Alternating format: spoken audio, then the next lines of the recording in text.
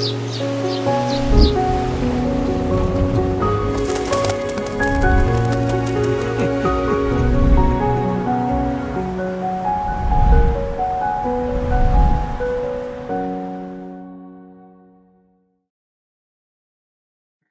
Jérémie 29, Dieu s'adresse à son peuple avec des paroles surprenantes.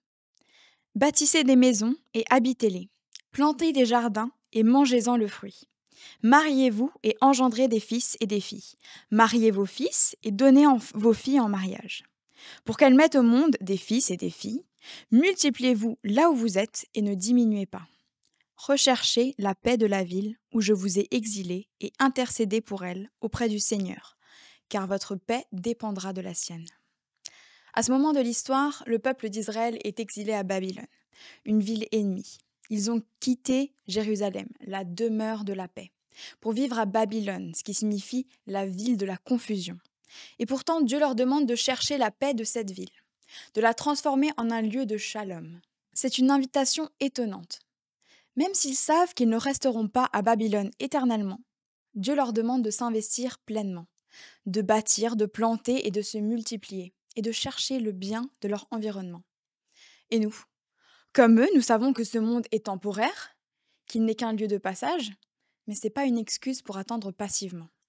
Dieu nous appelle à transformer là où nous sommes, à apporter la prospérité et la paix autour de nous, à être des témoins de son royaume dès aujourd'hui. Alors cela passe par nos actions sociales, notre engagement pour l'écologie, notre façon de partager la bonne nouvelle, et même notre manière de faire Église. Jésus, en venant sur terre, a fait entrer en collision le royaume des cieux et ce royaume céleste.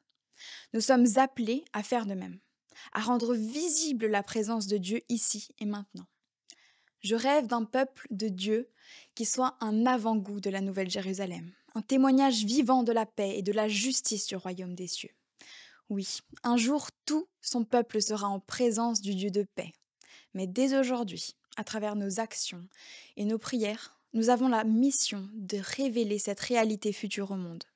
Soyons des bâtisseurs, des artisans de paix et des témoins fidèles de ce que Dieu veut faire ici et maintenant.